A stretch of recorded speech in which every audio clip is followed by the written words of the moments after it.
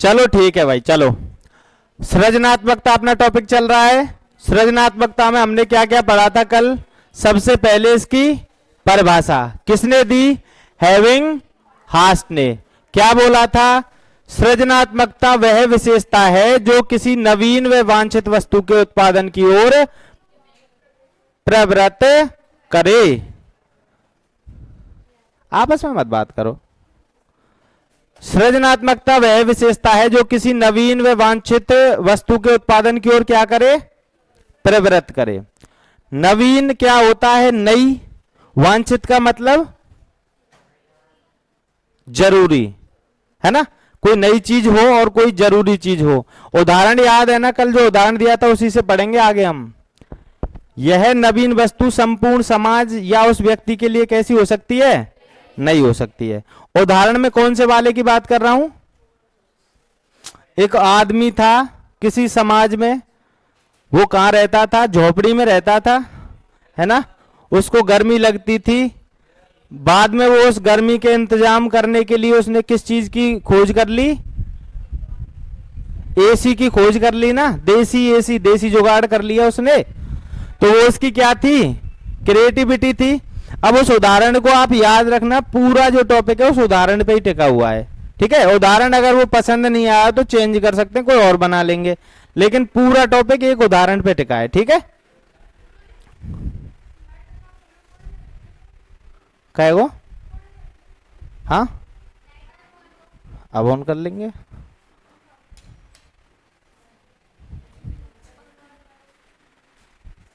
अब कहेगो?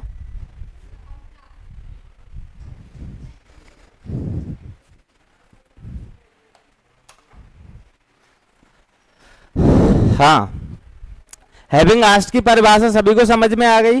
ये क्या कह रहे थे? कोई नवीन वस्तु जो जरूरी हो, उसके उत्पादन की ओर जो चीज हमें प्रभावित करे, प्रेरित करे, वो क्या है? क्रिएटिविटी, सृजनात्मकता, ठीक है? उसके बाद अगले आदमी है क्रो एंड क्रो। सृजनात्मकता मौलिक परिणामों की मौलिक परिणामों को अभिव्यक्त करने की कैसी प्रक्रिया है? मानसिक प्रक्रिया है। मौलिक परिणाम क्या होते हैं? ये बात आप जानते हैं? नहीं जानते हैं? ना जाने? कल बताई तो यही। मौलिक परिणाम मतलब जो मूल उसी आदमी से निकल रहे हैं, जो उनको बोल रहा है ना, उस आदमी के मूल विचार हैं। अब जो आदमी, सीधे बैठ जाओ, जो आदमी सबसे पहले ये सोच रहा है कि गर्मी लग रही है, गर्मी तो सभी को लग रही है ना, एक आदमी है जो अपने मूल विचार बना रहा है कि इस गर्मी से बचा जा सकता है। जो ये मूल विचार बना रहा है तो ये उसकी क्या है? मौलिकता। क्या है? मौलिकता, ओरिजिनलिटी। वो उससे बचने के लिए जो भी क्रियाएं कर रहा है, जो कुछ भी वो कर रहा है, वो क्या है? उसके मौलिकता की जो उसकी सोच है, मौलिक सोच है, उसके परिणाम है वो, है ना? और मानसिक प्रक्रिया तो है ही, ये बात बता दी। सृजनात्मकता के तत्वों के बारे में हमने कल बात कर ली थी। सबसे पहला तत्व कौन सा है? फ्लुएंसी। कौन सा है? फ्लुएंसी या प्रवाह। जो मौलिक सोच रखता है, जो क्रिएटिव आदमी होता है, उसके विचारों में क्या होता है? एक प्रवाह होता है, फ्लुएंसी होती है ना? एक फ्लो में बोलता है, एक फ्लो में कोई भी काम करता है। उसी के साथ साथ एक और होती है डाइवर्सिटी। पहला है फ्लुएंसी, प्रवाह।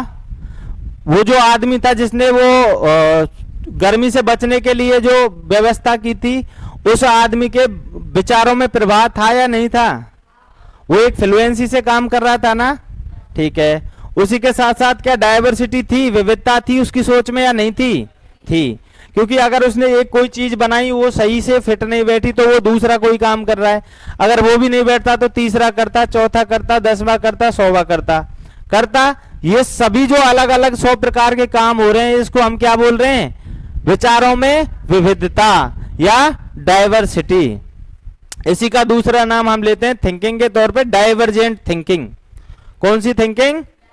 Divergent thinking. जो सृजनशील व्यक्ति होता है उसकी सोच कैसी होती है? थिंकिंग कैसी होती है? डाइवर्जेंट, अपसारी। सोच दो तरीके की होती है, अभिसारी और अपसारी। कितने तरीके की होती है सोच? दो तरीके की। मतलब आदमी दो तरीके से सोचता है। एक आदमी सोचता है अभिसारी तरीके से, दूसरा आदमी सोचता है अपसारी तरीके से। अभिसारी तरीके से कैसे सोचते हैं? किसी भी प्रश्न का एक ही उत्तर निकले। कोई समस्या है, समाज की समस्या है या पर्सनल उसकी समस्या है, कोई भी कैसी भी समस्या है, उसका केवल एक समाधान कोई आदमी निकाल पाता है, तो उसकी सोच थिंकिंग कैसी है? अभिसारी। मतलब केंद्र की तरफ सोचने वाला। अभिसारी इसका नाम क्यों पड़ा? जैसे ये कोई समस्या है ना, इस समस्या के केवल एक समाधान कोई सोच पाए। ये कैसी सोच है, कैसी थिंकिंग है? अभिसारी।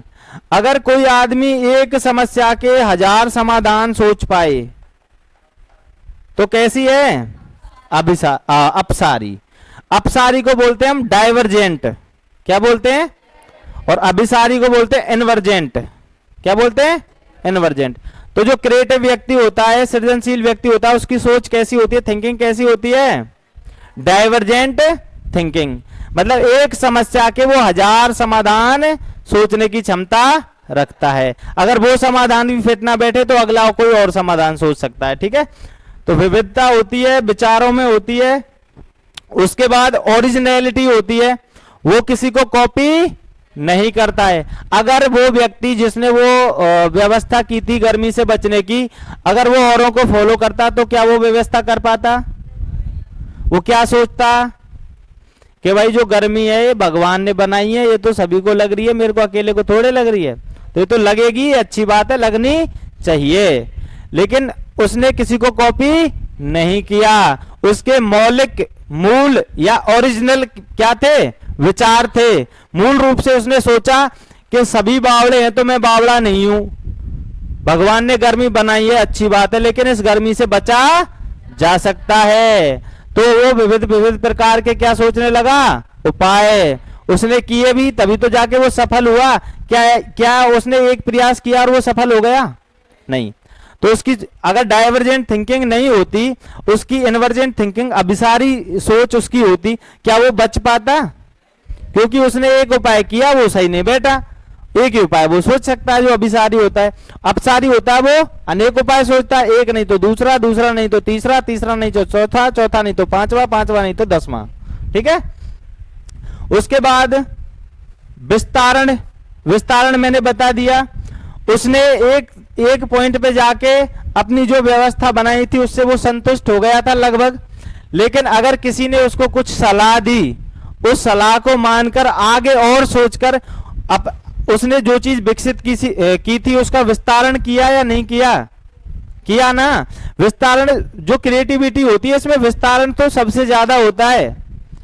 सबसे पहले उस आदमी ने गर्मी से बचने का कुछ उपाय किया, उसके बाद धीरे धीरे इलेक्ट्रिसिटी आ गई, पंखे आ गए।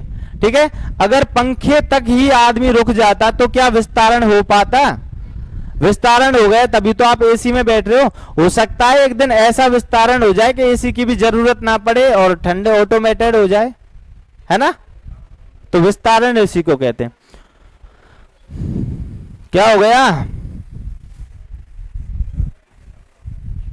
है साहब? कहना है साहब? आवाज ना आ रही? कहना जोर से बोलो, बह रहा हूं मैं। आयु दिखे बाहर दे। चलो अच्छी खुशी की बात है।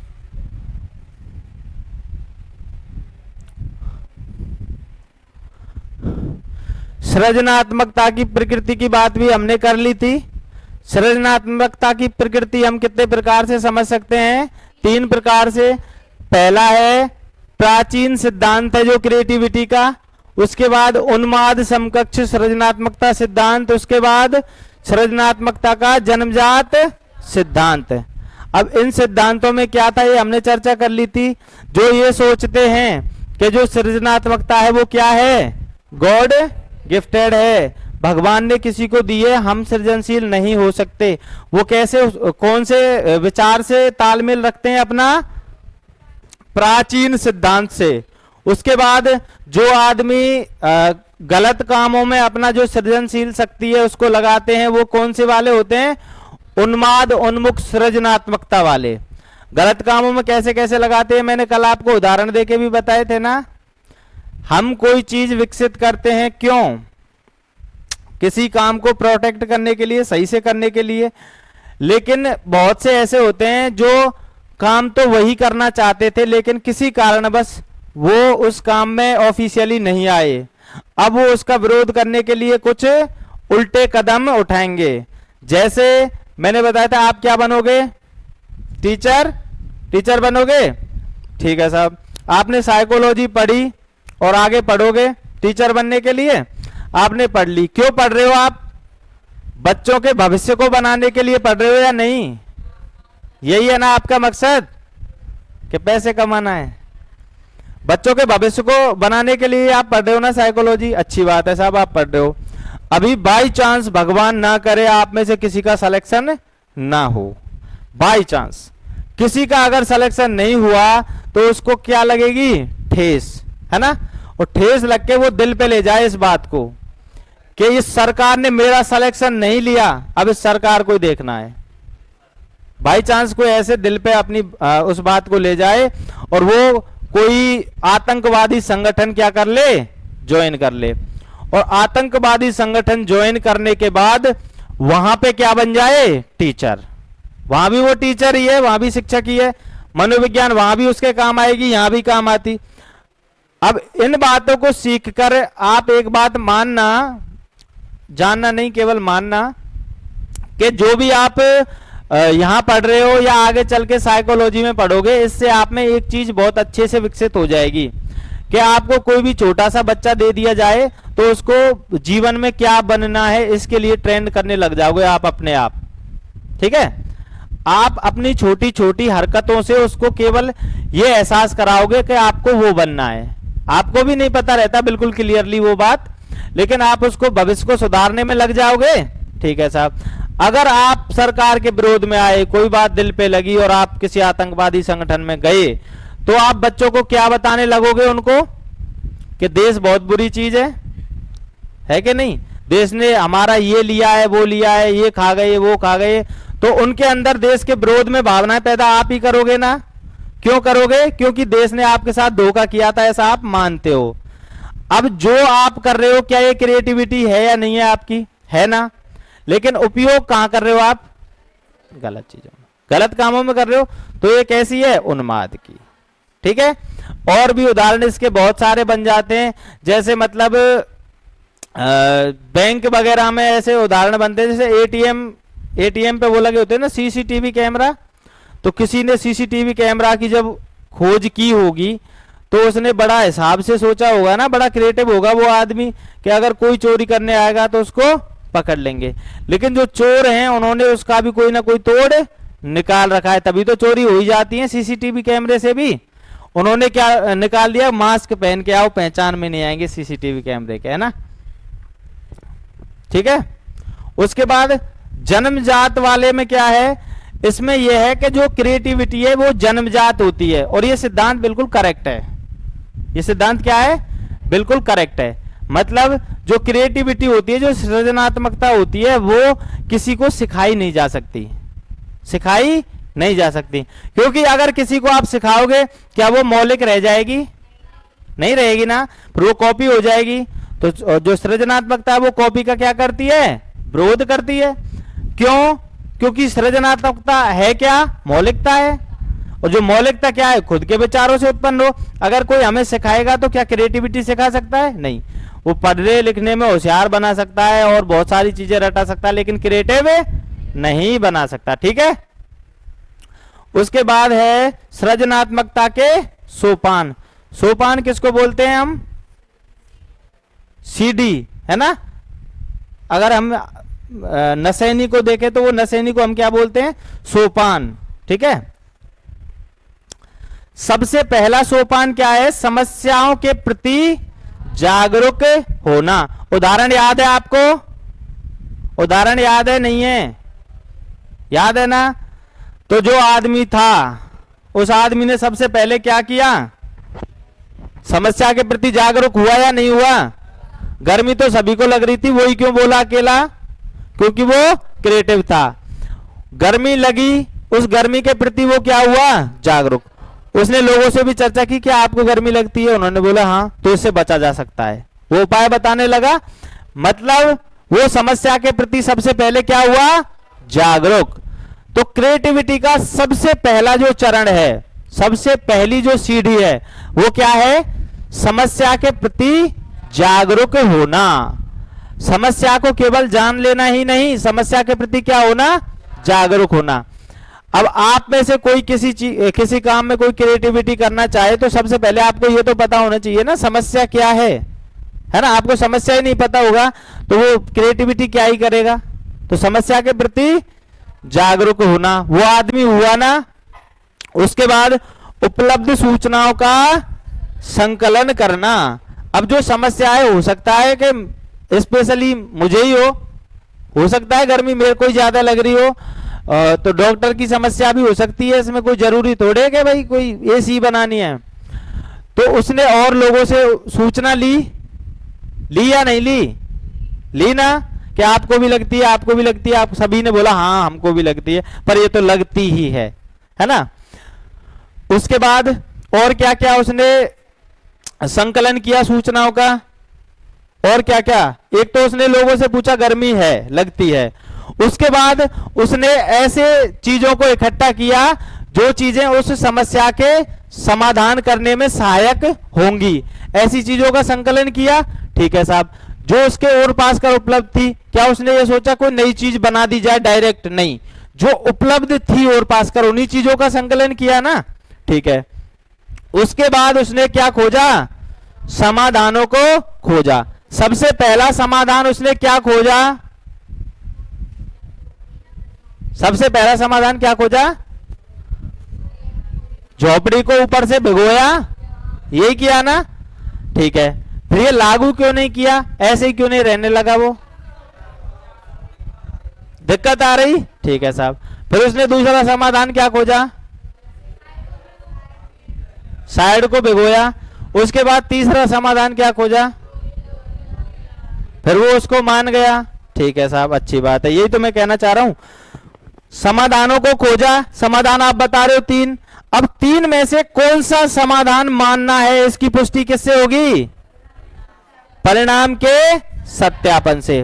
पहले वाले का परिणाम उसने सत्यापित किया, उसको मजा नहीं आया। फिर दूसरा किया, तीसरा किया, तो वो एग्री हो गया। समझ में आए सोपान? नहीं आए?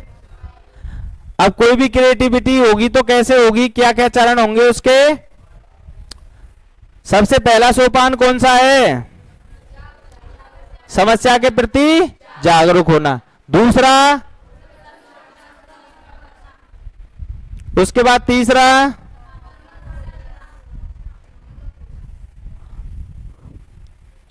चौथा। अब मतलब वो जो क्रिएटिविटी है वो कंप्लीट कब होगी?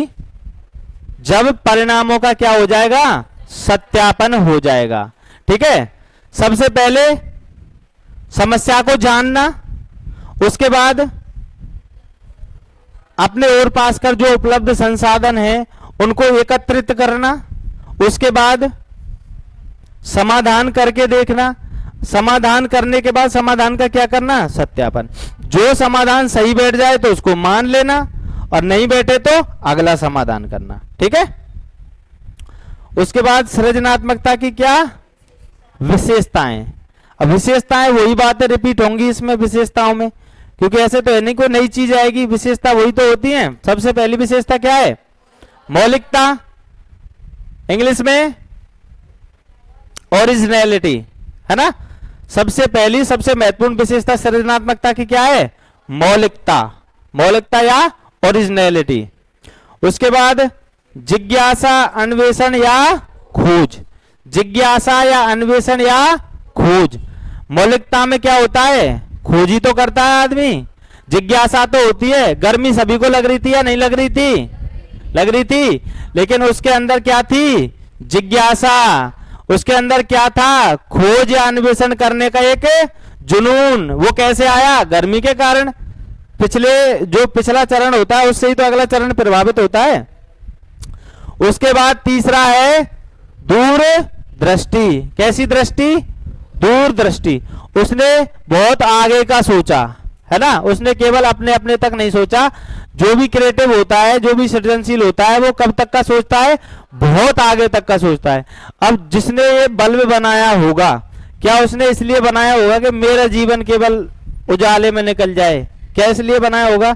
उसने बहुत दूर का सोचा ना, कि आने वाली सदियों सदियों तक मेरा योगदान याद रखा जाएगा। ये बात भी सोचते हैं जो क्रिएटिव होते हैं।